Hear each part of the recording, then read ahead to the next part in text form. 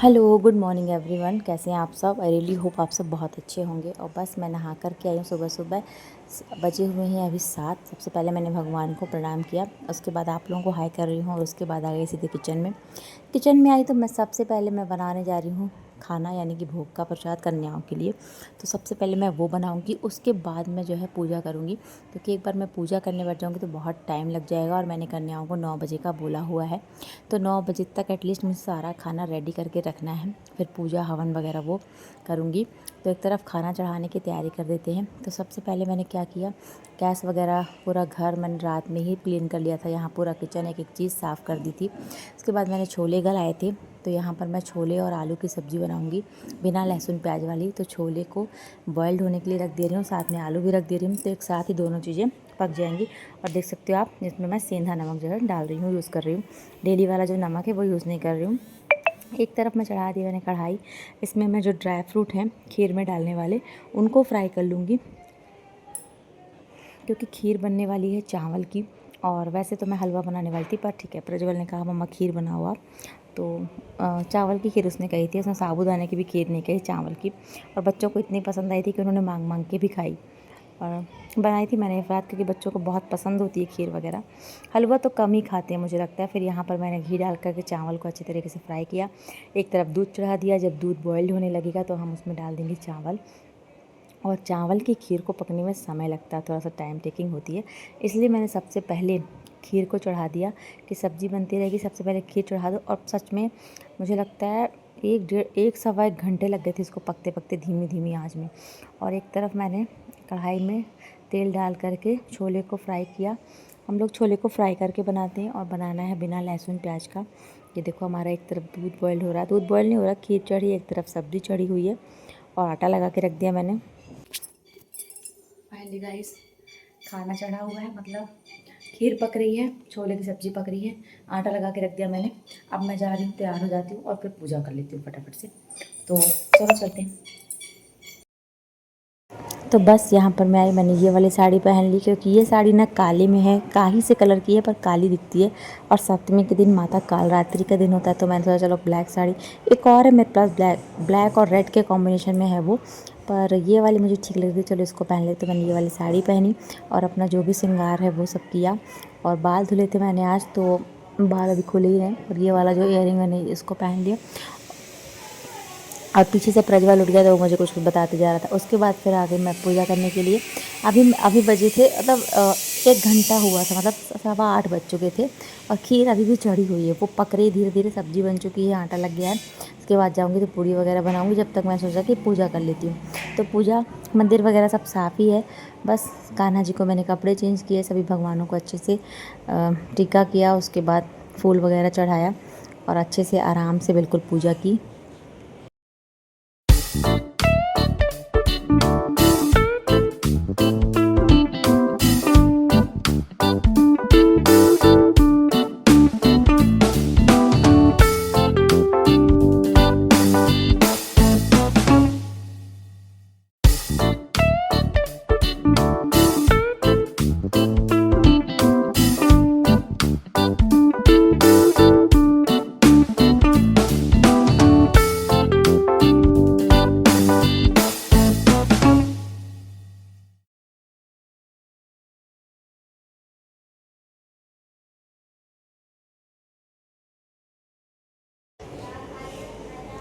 उसके बाद मैंने यहाँ भगवान को नारियल वगैरह प्रसाद के लिए चढ़ाया।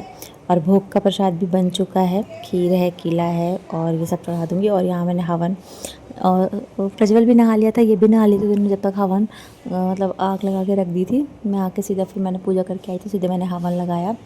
और उसके बाद फिर मैं जाऊँगी किचन में, मतलब हवन लगा लूँ, उसके बाद जाऊँगी किचन में। पूड़ियाँ तल के रखनी है, खाना पूरा A to Z बन चुका है, बस पूड़ियाँ तल के रख लूँ।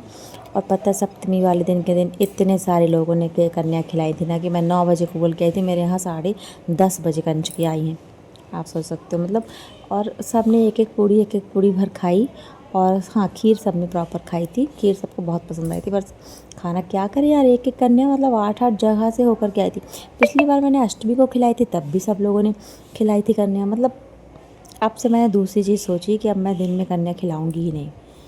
बेचारी खा खा के बस लस्त हो जाती। मैं सिर्फ संडे की वजह से मैंने सप्तमी को खिलाई थी, पंचमी को वरना मैं खिलाने वाली थी, पर बच्चों की छुट्टी नहीं थी, पता है। तो और छुट्टी नहीं होती तो इतनी जल्दी सुबह से तो खाने आ जाना पॉसिबल नहीं है। पर ठीक है, यहाँ देख सकते हो आप, पूरा बच्चों के बैठने के लिए व्यवस्था हो गई, केला रखा हुआ है। और मैं छोटे छोटे पर्स लाई थी कन्याओं के लिए। इसमें आप लोगों को वीडियो में दिखेगा, और या फिर एक पर्स बचा है तो वो प्रज्वल ले लिया। यहाँ पर मैं प्रसाद के लिए नारियल फोड़वा लिया मैंने, और उसको छोटे छोटे टुकड़े करके रख ले रही हूँ, क्योंकि बांटने को लगेगा। और ये आ गई सबसे पहले हमारी कन्या काव्या, और परी आ गए थे, क्योंकि ये लोग कहीं पर अभी सुबह से नहीं गए थे। परी को बुलावा तो आया था कई जगह से, पर वो गई नहीं थी क्योंकि वो सो रही थी। तो सबसे पहले वो मेरे यहाँ ही आई थी, तो इन दोनों ने केवल अच्छे से खाना खाया था।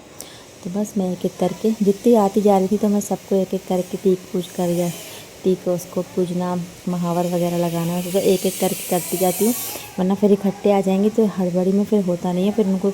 और कन्या आ भी गई थी ना, उसके बाद भी उनको जाना था, अभी तो 3 घर और जाना था। तो मतलब कोई ना कोई आ करके बुला बुला के ले जा रहा था एक साथ।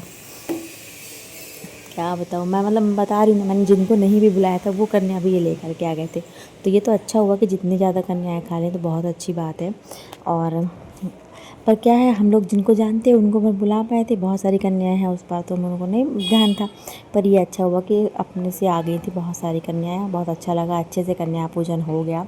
सब लोग सारे बच्चे अच्छे से कन्या खा के चली गई। ये है हमारी छोटी सी परी, और इसको फिर मैंने टीका किया। और बाकी बच्चों को ये बाहर पैर धुलते जा रहे हैं, तो बच्चे आते जाएंगे अंदर, और उसके बाद एक एक करके मैं महावर लगाती जाऊंगी।